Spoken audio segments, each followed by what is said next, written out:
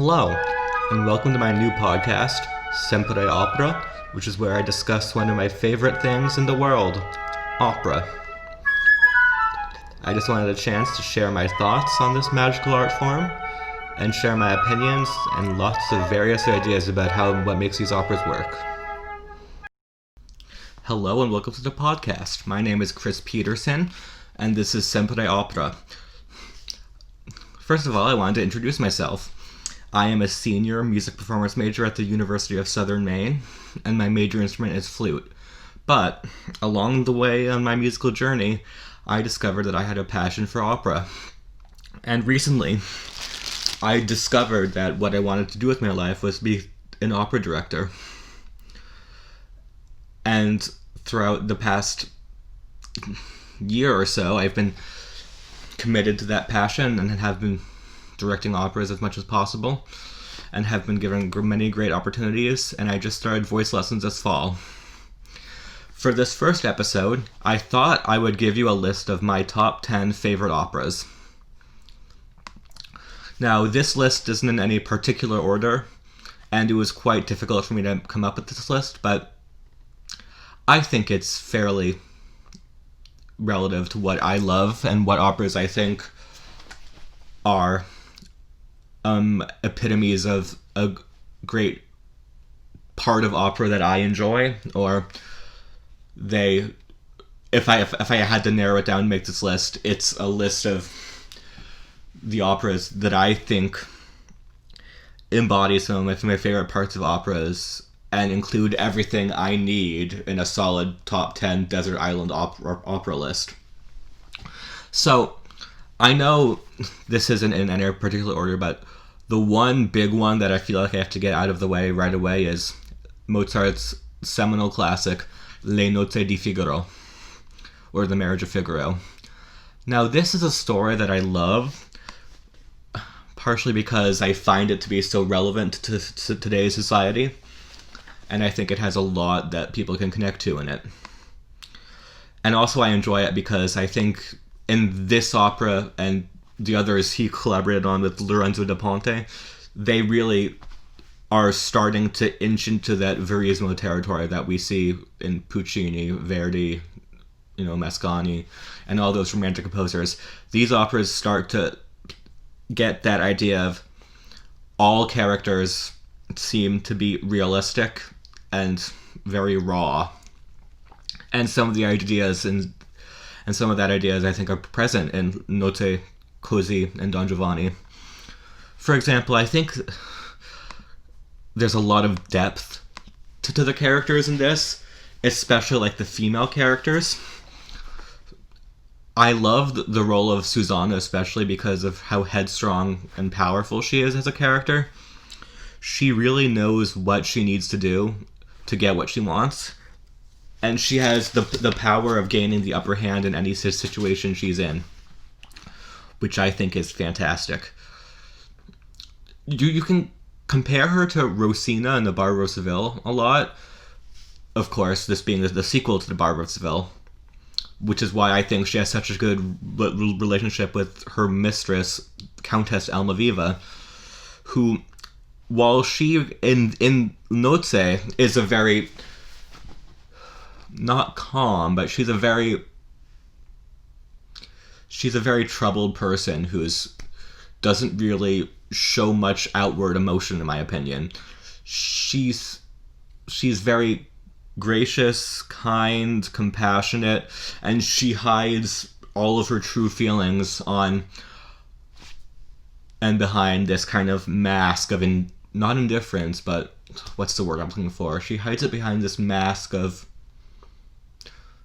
complacency, I guess. She's kind of been forced into this position as a woman in power who just, her job is to look pretty, be kind, be gracious, be loving, and have that kind of maternal role. And she can't really get out of that. And I don't know, these are just my thoughts on the character that I've been holding in for a while, but she kind of holds all her feelings behind this mask of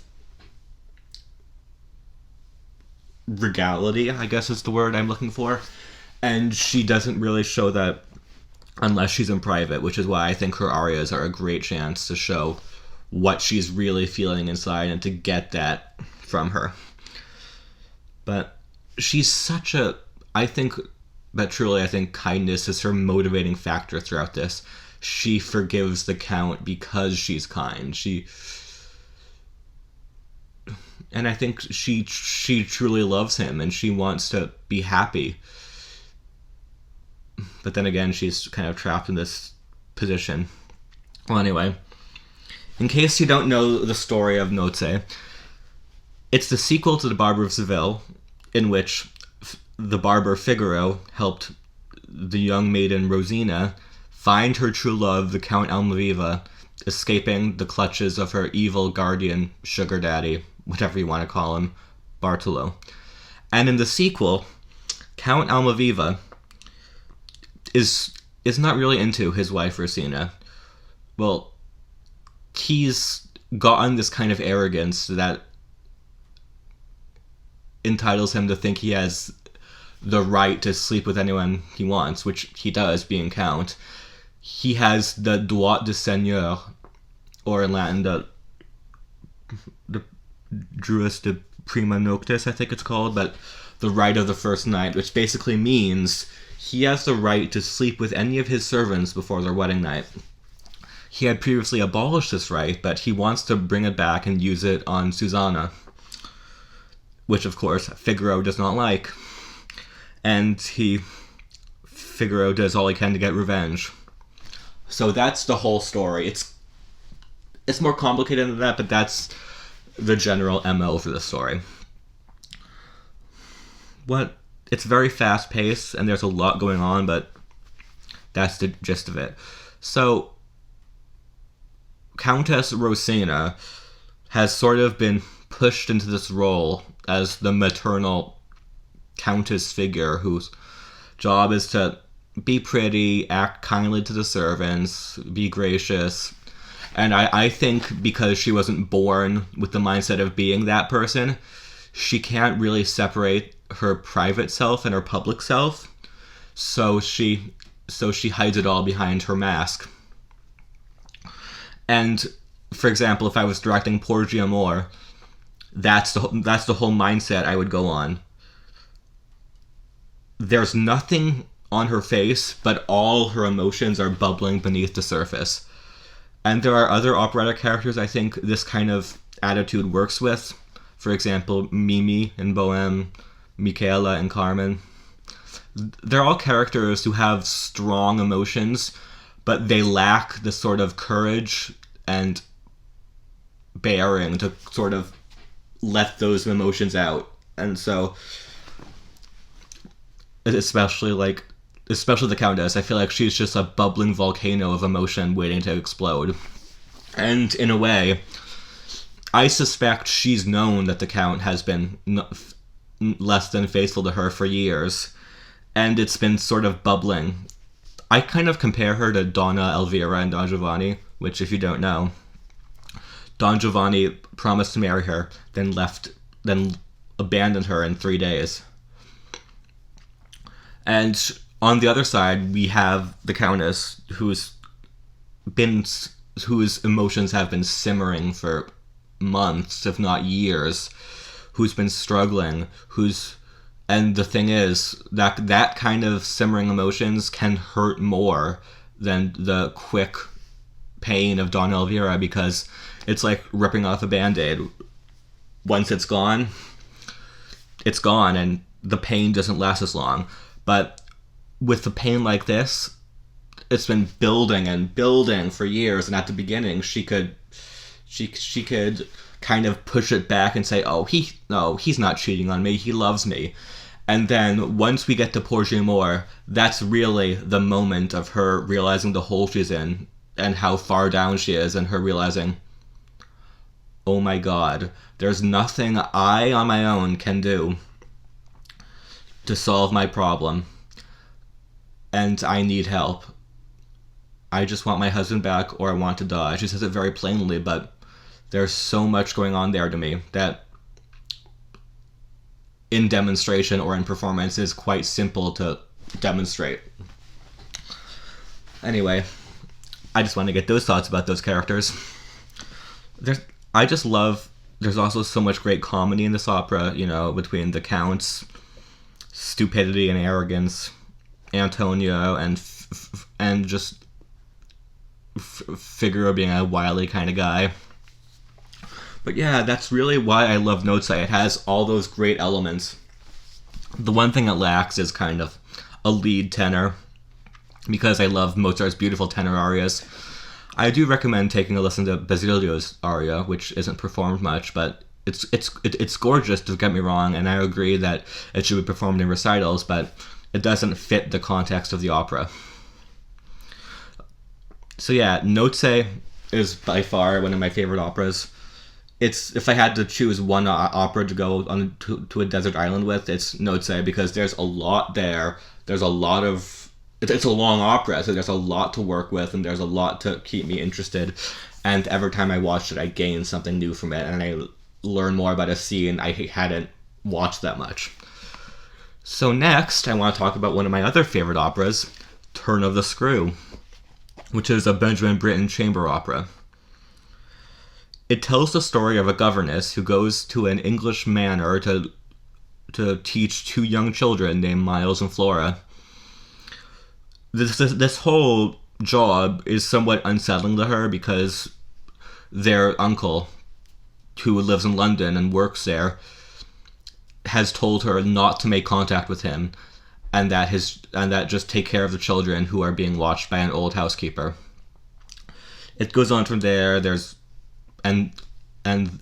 ghosts, and it's a whole psychological horror opera that I just really love, and I think that psychological horror element of it is something I truly enjoy, because I love psychological horror movies and I love opera, so it's the best combination of the two.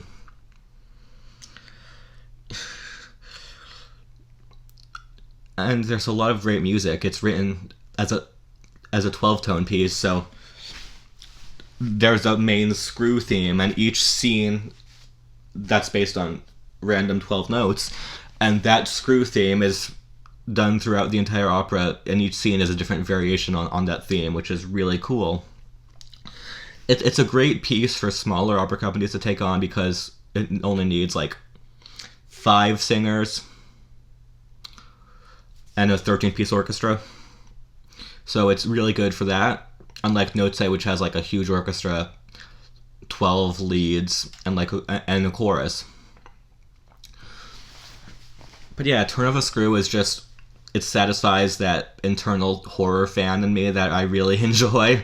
And there's just so much good, like, creepy music and creepy British children, and I just love, like... I loved movies like Nanny McPhee, and because it's like, a nanny, a governess coming to this British children and taking care of them, and I don't know, those kind of stories always resonated with me for some reason. And so my third opera in this list that doesn't mean anything is Don Giovanni, which I kind of enjoy for the same reasons I enjoy Nozze, because it's so modern. Don Giovanni is a rakish nobleman who sleeps with women, who doesn't care about their feelings, and abuses and manipulates everyone in his life. But what I love about this is the women have the power here. The 3 women are all incredibly powerful and varied people. So it's really cool to see their relationships with their respective partners, or in Don Elvira's case with Don Giovanni. And I think as a director, that's something I would want to focus on. For example, if I'm doing... I kind of see it in a like a Love Actually sort of thing, even though I've never seen that movie. The many different iterations of love is what makes Don Giovanni. We have the sort of one-sided love between... Well, not really one-sided, but the love between Don Ottavio and Donna Anna, which to me is one-sided in the sense that Donna Anna is not in the right headspace to reciprocate Don Ottavio's love, which is sad. But, you know, they truly love each other, but they're in a rough part of their relationship, which I like more than the kind of Disney romance you see in some other operas. Like, oh, the prince marries the princess and they live happily ever after. This shows that trauma can affect your relationship, and it affects how you want to proceed with that relationship, which I think is a truly relevant and common thing. Whereas Zerlina and Mazzetto, it's just a genuine cute couple who, while they have their problems, at the end of the day, they just love each other to death. And I think in an opera like Don Giovanni, where it's all lust-based, it's really refreshing to have that kind of genuine love between two people. And I think that's really something that should shine through with their relationship. They're just a truly perfect couple. And of course the final scene where three baritones scream at each other. Well, no, two baritones scream at each other and Leporello cowers in the corner. I just performed the catalog aria, which is extremely fun, even though I didn't do it as well as I could have, but I'm just happy I got the chance to do it, and as it's been on my bucket list for quite a while. The three women have great arias too. Donna Anna's a difficult role. Donna Anna and Susanna are, in my opinion, some of the most difficult roles Mozart ever wrote. But it's just a really meaty, powerful, and resonant opera in terms of modern society to me. There's so much power in it, and there's so much depth of feeling and depth of meaning, and there's a lot as a director for me to work with and a lot for me to do with them, and to how to contextualize the characters and how to really dig into them and like make them and see what makes them tick, which I love. I love like dissecting these characters and like, ooh, what makes them work? How can I interpret them? How can I do this with them? What can I do what do I want the audience to understand about them? Which is a lot of fun. So my next favorite opera is the lighthearted comedy Il Barbiere di Siviglia, or The Barber of Seville. What's fun about The Barber of Seville is I just love the style of Rossini's music. It's all bubbly and short and a lot of coloratura, which is amazing. I don't know, I just love it because it's a fun opera, and I think directing it would be a blast. Figaro, the classic wily barber, helps Count Almaviva get his dream girl Rosina away from creepy Dr. Bartolo, and hijinks ensue. There's a storm scene, there's a really fun comic role of the maid Berta, which is one of my favorite characters in this opera, because I like bit parts in operas because there's a lot more for me to do as a director, like, oh, let's just have her appear out of nowhere in this random scene and fart. Let's have her appear with a rubber chicken and do something funny. There's so much to work with. Because they're not in it that much, I feel like I can do more with them and make them funnier and have them add to the comedy. So yeah, I just love Rossini. Barber of Seville is a great work. I've seen it done a couple times, and it's just always fun to see, and I'm always on the edge of my seat laughing. Now, I think my next opera might appeal to some Disney fans. It's not a very well-known one, I would say, but it's done enough. L'Enfant et les Sortilèges by Maurice Ravel. It's another shorter opera. It's about an hour long, but it has a lot of characters, and some characters are performed by the same singer. So it tells a story of a naughty child who doesn't want to listen to his mother, who doesn't want to do his homework, who doesn't want to do what he's told and is constantly misbehaving. He gets his comeuppance in the form of the furniture and animals coming to life to punish him.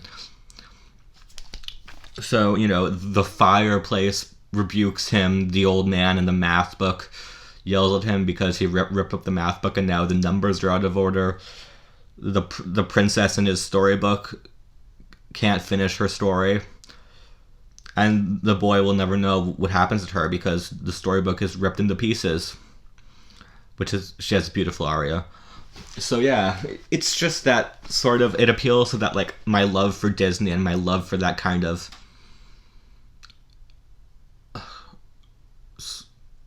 story with a moral and that fairy tale sort of like magic sort of thing, which is just, so good. Okay, and up next is another classic, Mozart's Magic Flute, which is quite an interesting opera because it has a lot of Masonic themes. Prince Tamino is told by the Queen of the Night. Prince Tamino, who was just rescued by 3 servants of the Queen of the Night from a monster, is told to rescue the Queen of the Night's daughter, Pamina, from the evil Zoroastro. Along the way, he meets Papageno, who helps him on his quest. And there he finds that not everything is as it seems, and Zoroaster might not be the villain the Queen of the Night makes him out to be. I love this opera because I'm currently working on it. I'm preparing the role of second armed man for production, which is fun. And there's a lot of great music. There's a lot of fun characters.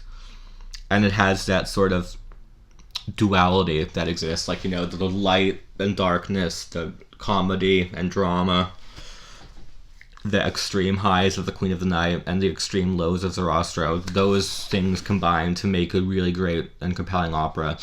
And the final ensemble is just gorgeous. Mwah. And some of my favorite characters are Pamina, because it requires a good soprano to sing Pamina well. And when Aki Kfuls, her aria, is done incredibly well, it's breathtaking. And what I love about the role of the Queen of the Night is how short it is. It's like 10 minutes of stage time. So the singer who's doing it has a lot of time to really polish up the music she has and make it amazing. And it's gotta be a fun role.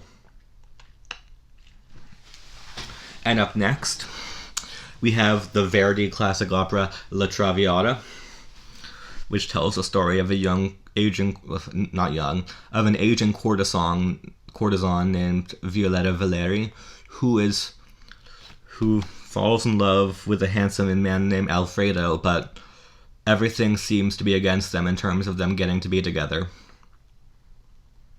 So, I don't know, I just love the depth of the character of Violetta. She's a prostitute, but there's so much depth to her. She's more than her job, and she's more than what people might think of her. She's compassionate, she's kind, she's strong-willed, she's headstrong. She has this sort of bearing that makes her not take any crap from anyone. And that scene where she reacts with Alfredo's father, and she's, "Sir, I am a lady, and I'm going to ask you to leave my house." When he first talks to her, he can't help but being impressed by the kind of person she is. And she's not just that slut his son ran away with. She is truly a real woman with real feelings, real power, real agency. And she is so in control of her sexuality. I just love how positive towards sex workers La Traviata is. And as a director, I can't see it as anything other than that. So I think I would play on that whole theme of sex work if I directed it. I might try to do it as like an OnlyFans kind of thing, where she's a model who posts nude pictures on the internet to make money. And there's nothing wrong with that if she feels that's what she needs to do, or if that's what she wants to do. She's an incredibly powerful character, and because it's La Traviata, this is her show, and the singer who's doing that role needs to just go all out. And I think in her Sempre Libre, she has carte blanche to just not hold anything back and just give everything she's got. She's a very, I want to say a pungent character, because she is very strong and powerful in whatever she does. When she's sad, and like her last aria, she's really sad, and she is really... And it's not out of control sadness. She's in control of her sadness, and she's mad at the world for taking away her one happiness. She's such a strong character who knows what she wants, but the world seems out to get her and not to give her that. Of course, I love the baritone role of Giorgio Germont. He's not really a villain. that's the thing with like Verismo opera to me. There's not really one villain.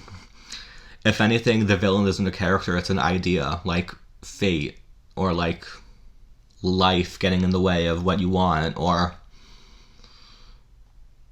I don't know, like the idea that people aren't who they seem. But I don't know. I could go on a long rant about how, as a director, I don't want to call someone evil, because to me that's sort of lazy. I'd rather get into the character and be like, he's not evil. He has good intentions, but he lacks the foresight or the selflessness to identify how his actions hurt the people around him, which is how I feel about the Count and how I feel about Germont and Traviata, because he's truly a loving father who loves his children more than anything, but which is why he asks Alfredo to break up with Violetta, because he wants his family to be whole and happy. But he makes mistakes and he's not perfect, and at the end of the opera he realizes how his actions have hurt Violetta. And I'm spoiler alert, she dies in the end, but you know, I think he truly cares about her, if not as a daughter, as a sort of like friend, or as a sort of confidant, as a sort of, I don't know the word I'm looking for, but as a sort of means of support to him, as a means of help. She's not just that two-dimensional skank. She is her own woman. That's all I can say about her. My next one, speaking of powerful women, is Tosca by Puccini, which tells the story of the opera diva Tosca and her boyfriend Mario Cavaradossi, who helps the prisoner Angelotti, Cesare Angelotti, who is a political prisoner of a regime that has now been overthrown, who helps him escape and gets caught up in a lot of trouble with the evil Scarpia, who is one of the few opera characters I call evil, and I won't back down on that.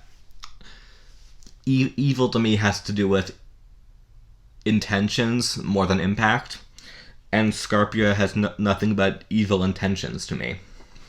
So let me start with Scarpia. Scarpia is a great baritone or bass baritone role, because there's a lot of depth to it, and there's a lot of power that he needs to command in what he does. And that Te Deum at the end of Act 1 is breathtaking. But yeah, that's what makes his character really strong and powerful. Okay, and up next on my list is the other Puccini opera that I really enjoy, Il Tridico, or the Triptych.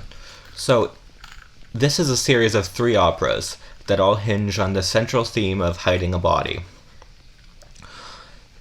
And they're all 3 distinct operas, so I would really recommend this opera if you're new to opera, and this is a good Puccini opera to start with, because in about 3 hours or so, you get to experience 3 completely different operas and get 3 different styles of opera.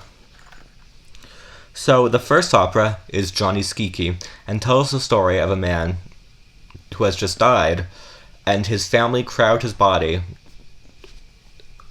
deathbed, and hope to receive a lot of money from him now that he's dead.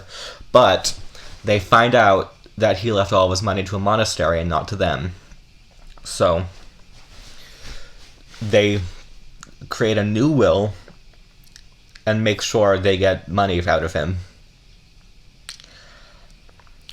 And a lot of different family members have different reasons for wanting the money, but the main idea is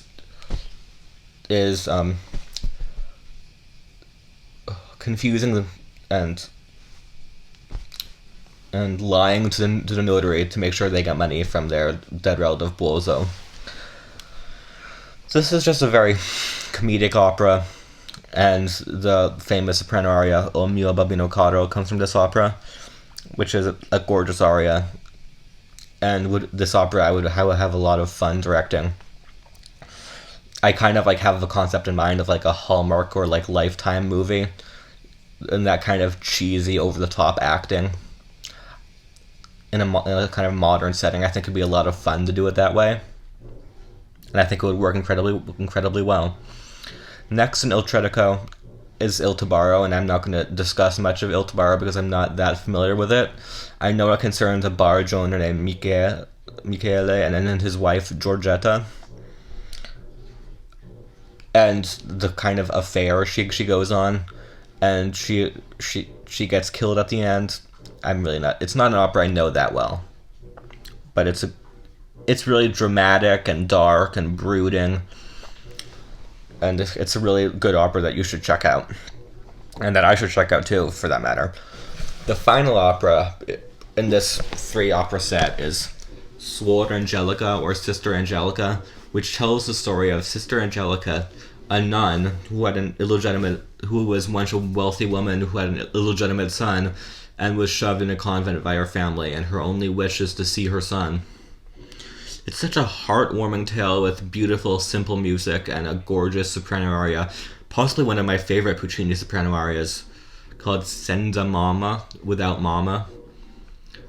And it's an all-female opera, so all the characters are female, taking place in a monastery.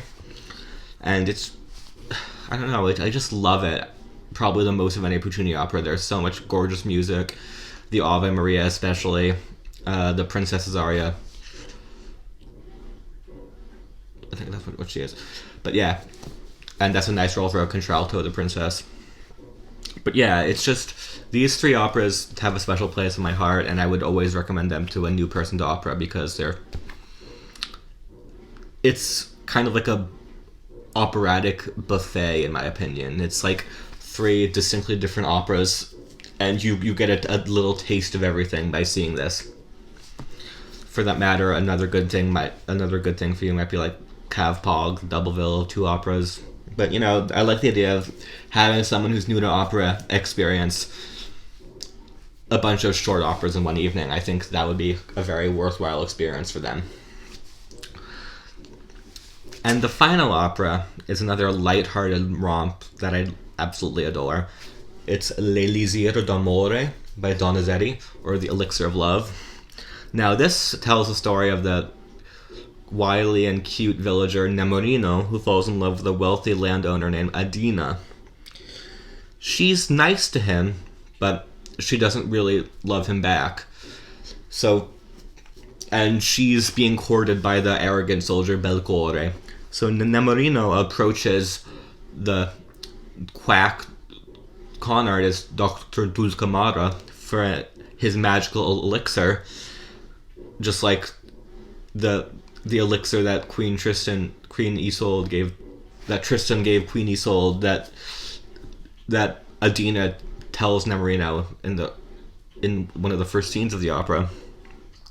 I just love it because like Rossini, Donizetti is full of that like bubbly, cheerful music, and there's a lot of gorgeous arias. Both of Nemorino's arias are gorgeous, and he's just a character I would love to be friends with. He's kind, not the brightest bulb in the drawer, but he's sweet. He's loyal. He's a good guy. And Adina is kind of cold, but we can talk a lot about how she is respectful to Nemorino, and she just doesn't automatically spurn him. She says it in the politest way possible, and their duet at the end, where they finally fall in love, is kind of cute. And I just love the coloratura Adina has. It's such a fun role, in my opinion. And so is Dulcamara, which is my dream role in this opera. Belcore sits a bit too high for where I'm comfortable. And yeah, there's a lot of great orchestral writing in it, and it's just a really fun, cute opera about love and about silliness and about the length a man will go to get a girl. So yeah, I hope you enjoyed me sharing my top 10 operas. And like I said, these are in no particular order, and I think I might have discussed one or more of them more than the others, so I might have like spent a lot of time on one and less time on another, but yeah, this is my first endeavor in podcasting, and I hope you enjoyed. Thank you, and I hope to hear from you soon.